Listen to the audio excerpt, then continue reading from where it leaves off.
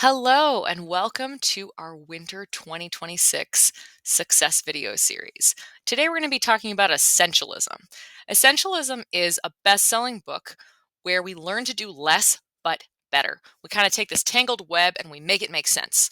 Our lives are really complicated and they don't need to be. That's kind of the main point of Essentialism. So, the book really asks us how we can make the most of our time and how we know if we're spending it on the right things. So, I'm going to go over a few kind of key points of essentialism that really stand out that we can just really glom onto as students right now. Now, one of them is choice. Most humans have only had the privilege of choice for the last 100 years or so. And some humans still don't have a lot of choice, but you have an incredible amount of choices to make every single day. Some of you have more, some of you have fewer, but we all have so many choices to make every minute of our lives. And this is a big downfall for many students and honestly, just many people in general. And it's kind of important to cut down on our choices. And we're going to talk about how to do that in a little bit.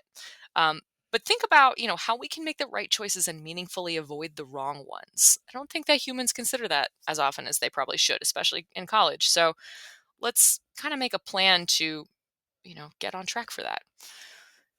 Another thing in this book is to think a lot about what's the most important thing you could be doing right now. And I don't want this to become a trap of, well, I need to be studying right now, because that's not always the most important thing you could be doing right now. Sometimes it's self care or sleep or taking a walk or talking to a friend. But it's a good question to ask yourself when you're not really sure what to do. But you need to remember, like I said, a lot of things are important, and we're going to touch on them throughout the presentation. One other thing is value. Think about value. The idea behind this is that if you're spending the time doing things that have personal value and meaning to you, you're going to produce better work. So, this is something to consider when you're thinking about what classes you want to take and perhaps reflecting on the last semester or the upcoming semester, thinking about, well, which classes, did I take that kind of produce the best work and maybe why. Thinking about value judgments can really help. So trends, here are some noticeable trends among college students that you should pay attention to so that you can kind of avoid the pitfalls of them. One of them is decision fatigue. So like I said a minute ago, a lot of our time and energy is spent making choices. And this is actually really debilitating to college students. But you can avoid decision fatigue by making as many decisions in advance as possible. So, like, think about your schedule and your schoolwork, but think also about other things. So, where and what, and maybe when you're going to eat, when you're going to take time for self care, do something for yourself so you can avoid burnout, what other chores or errands need to be done. But let's just get specific for a second with academic stuff. So let's say you have a class from 10 to 11 in Meyerhoff, and you have another class at noon in Math Psych. Now, Meyerhoff is really close to Math Psych. It's basically just across the little street. So, yeah, you could, if you weren't thinking about it, maybe spend that time chatting with your friends, getting a Starbucks, which is also kind of right there, and just kind of wasting this hour. Or you could think in advance, wow, there's a lot of places to sit and study in Meyerhoff. So I really need to practice some chemistry problems before my next class. That would be really productive for me. So maybe I will go to find a spot to study in Meyerhoff and work through some practice problems from my chemistry textbook to get ready for my discussion later today. And that's what I'm going to do for 45 minutes. And then I'm going to take some time, get to my next class, make sure I'm early and I can get a good seat. But then you just spent that hour productively instead of kind of wasting it. So, yeah. Another thing is that we have way too much technology that connects us all. In theory, we can get in touch with most people on the planet through technology. Perhaps not everybody, but a lot of people. That's crazy. I mean, this is just like the amount of technology you hold in your pocket or your hand all the time is wild. So turn off your notifications when you study. It's really not that hard to do that. You can respond later. The world's not going to end. Um, And what I would suggest here is a lot of students, even if they turn off their notifications, they keep their phone right next to them on their desk. Or maybe they only turn off notifications on their phone and not on their tablet or laptop, which they're also working on. And they're also getting notifications there that's breaking their focus. So if you want to focus, let's say you have to read a chapter of a biology textbook and you have 90 minutes. That's not that much time. You kind of want to make the most of that time. I would say let's turn off all notifications on devices. Instead of turning your phone on silent, we're going to turn it on silent and put it in our bag. That's going to be really helpful. It's not going to make you want to grab it because you don't see it. Even if you turn it face down, your phone's still right there. The temptation to grab it is really huge because honestly, you do that all the time. It's like the most normal thing in the world to just check your phone, maybe unlock it and respond to a message. But if it's in your bag, you're not going to think about it until the time to study is up. And then maybe if you're working in Google Chrome, make the window full screen so you can't see any notifications. If you have like notifications even in your search bar, hide the search bar. Like you can do that as a default on your laptop. So make sure that you really are giving yourself that time away from that technology and social pressure. And remember that later you can make time for all the scrolling and texting you want. You're probably going to find, though, if you're a little bit more mindful of your time, that you're not really going to feel like using that time to scroll. But think about like, okay, at 8 o'clock, you're done with work. You can kind of have some bed rot time. And if that's the time to scroll, that's the time to scroll. You know what? That might be healthy for you. Another thing that students kind of fall into as a trap is thinking they can do it all. And they see other people, they think they're doing it all. And this idea makes us believe that, we can fit more into our already really packed lives. So use purpose and deliberation when you're going to decide how to spend your time. Remember that you cannot actually do everything. Time is very finite. So do a quick cost benefit analysis when trying to decide whether to do something new. So if you get an opportunity, for instance, to be part of a club and you think, well, that club is great, that's really going to help me professionally, or it's really going to help me avoid burnout because that's something that I really like doing. Think about how much time it's going to take up and think about how much time you actually have to give to that thing. So this could be, you know, something to reflect on, like, okay, maybe I need to quit this other club, which isn't doing as much for me. I'm not really enjoying it. And it's just kind of like I go to this club for 2 or 3 hours a week and I spend time doing this and I'm not getting a whole lot. So this new club is definitely going to be better. Then that's a good decision to make. Maybe, but that's not the case. Like this new club is kind of a so. Yeah, that might be kind of interesting. Maybe I'd meet some people, but you can't really see a huge benefit to it. Maybe avoid it for now. All right, so here are some tips that might be kind of different than the normal ones you hear for unlocking some more potential. First one, get bored. Let your brain just kind of go. Walk to class without headphones. Don't look at your phone.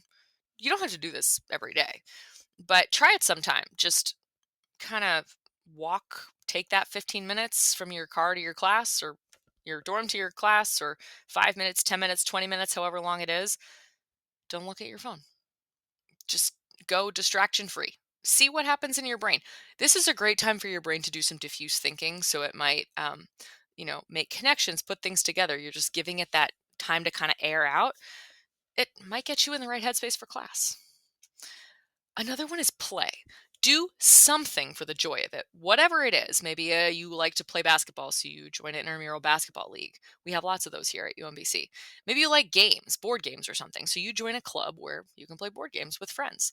Maybe you like playing music. You could join one of the ensembles through the music department, or you could join a club that makes music.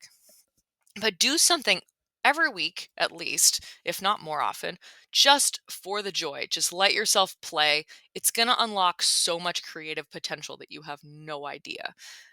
Then will transfer to other parts of your life. So let yourself play. And the third one, this is the most important, is protect your sleep. Your best asset is you and your brain and your body, but you can only operate at peak performance if you get enough sleep. Lack of sleep has actually been shown in studies to impair performance the same way that drugs and alcohol do. So think about that. So when you're preparing for an exam, the week before the exam, think about protecting your sleep, making sure that you're going to be horizontal with no phone in your hand for 8 hours. That will be so helpful for you. Even if you can't sleep as well the night before the test because you're really anxious, the sleep that you've banked throughout the week is actually going to stay with you and you're going to do a lot better. So think about that. You don't want to go into a test impaired. Sleep is a really, really good way to make sure you don't do that. All right. Remember the end goal. So choices that we make should revolve around our end goal. And this will kind of help us stop placing value in non-essentials. And when I say non-essentials, I mean maybe spending that hour dawdling at Starbucks with your friends, not sleeping 8 hours. But you know what? Sometimes that hour at Starbucks with your friends is going to kind of be the thing that charges your battery. So think about that too. Reflect every day on what you really need, and if you are, missing something, kind of how to get that thing back. So have a good understanding of success. Define it and moved on when you've achieved it. So that means that, like, if you think about success as I have mastered this thing, that thing can be small. So maybe that's just one type of chemistry problem. Maybe it's just stoichiometry. And we don't want to keep beating that horse after we've mastered it. We want to move on and use our time more effectively. So move on when you've achieved that mastery of stoichiometry, not, you know, 10 days after that when you could have been spending those 10 days studying other things and really maximizing your grade in your chem class. So the last three things I want to talk about are the 3 C's. Number one, cut. So we're going to cut out options to make decisions easier for ourselves. For instance, if you've already decided, and it's written down in your Google Cal, to sit down somewhere in Meyerhoff after your chemistry lecture to go over some practice problems, which is my example from earlier, you're not going to have to think about what to do after class. You know what to do. There's no decision to make. The decision has already been made. Oh, I'm going to go find somewhere in Meyerhoff and I'm going to do my practice problems before my class in math psych at noon. That's it. So we can cut decisions in lots of ways. Let's say you get really tempted by walking by Starbucks every morning. You really want to get that coffee. So you have to set up a system that's going to cut that decision out for you. So maybe you make your coffee at home or in your dorm. Maybe you have a Keurig or a drip filter, and you walk a different way to your class. You might have to take the long way, but that's okay. It's helping you cut out a decision, and you're going to get in some steps. Maybe if you're walking without music or podcasts or something and you're not paying attention to your phone, it gives your brain that slightly longer moment to decompress and get ready for class. There's a win-win in there. Next, C, condense. Learn to do more with less. A good way to think about this is in terms of your class notes. Think about what notes actually do for you. Now, a lot of students say, well, they're going to read them back and they're going to be useful when they're studying. But that is not true because passive reading is a terrible study strategy.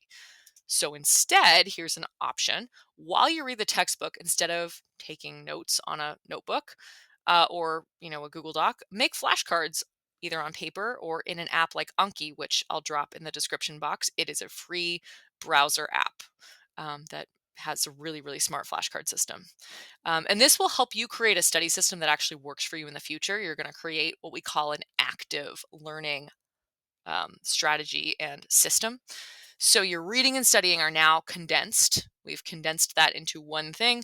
And you now just have to spend a little bit of time every day with the flashcards to memorize them. And that's really easy because the system is already made. You created it for yourself. So now all you have to do is use it.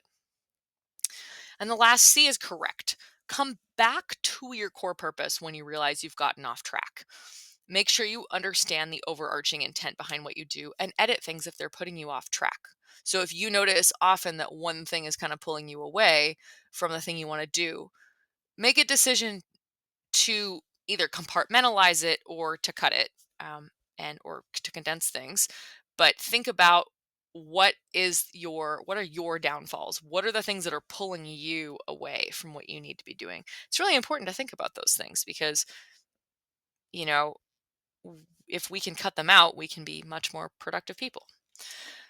But that being said, you don't need to cut everything. Students tend to overhaul everything when they're not doing well, and that is sometimes throwing the baby out with the bathwater. So many things do actually just work the way they are. So know what works and keep it. And you can try to extrapolate from what works to make other things work for you too. So learn from your past experiences. a lot of people will say, you need to learn from your mistakes. And of course, you need to learn from your mistakes. If you get a bad grade on a test, you should go to office hours and talk to the professor about why that went wrong, where you went wrong, how you could edit your study habits or skills or whatever to improve for next time. But if you get a good grade, we need to do a postmortem in the same way. What went well? Because the things that do go well, we can do again. Maybe we can do them even better. We can correct, we can, extrapolate to other things like I said here. And, that's going to help you figure out how you work best. It's important. So that's all we have for you today. Thank you so much for watching and tune in next time.